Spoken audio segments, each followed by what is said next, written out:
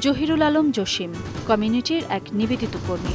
কমিউনিটির যে কোনো সময় যে কোনো কর্মকাণ্ডে যাকে একেবারে নির্দ্বিধায় পাওয়া যায় তিনি হলেন লিসবনের জহিরুল আলম জসিম।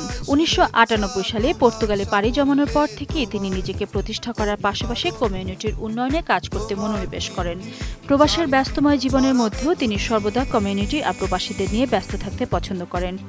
অল্প সময়ের মধ্যেই জড়িয়ে পড়েন বিভিন্ন সামাজিক, রাজনৈতিক ও ধর্মীয় প্রতিষ্ঠান ও সংগঠনের সাথে। সাংগঠনিক দক্ষতা এবং কর্মবলে দায়িত্বপ্রাপ্ত হন বিভিন্ন সংগঠনের। পর্তুগাল মাদারীপুর জেলা ফোরামের সাবেক সভাপতি, বাংলাদেশ পর্তুগাল সংস্কৃতি ইউনিয়নের সাবেক সাংগঠনিক সম্পাদক ছাড়াও তিনি এখন দায়িত্ব পালন করছেন লিসবন বাংলাদেশ ইসলামিক সেন্টারের সহসভাপতি এবং বৃহত্তর ফরিদপুর অ্যাসোসিয়েশন পর্তুগালের উপদেষ্টা হিসেবেও। জহিরুল আলম জসিম একই সাথে অলংকৃত করে আছেন পর্তুগাল আওয়ামী লীগের সভাপতি পদও। বাংলাদেশের ক্ষমতাসীন দলের প্রধান হিসেবে পর্তুগালে দায়িত্ব পালন করলেও তার মধ্যে নেই কোনো অহমিকা, বরং দলমতের বাইরেও প্রবাসীদের জন্য তার সহযোগিতার হাত সবসময় থাকে প্রসারিত।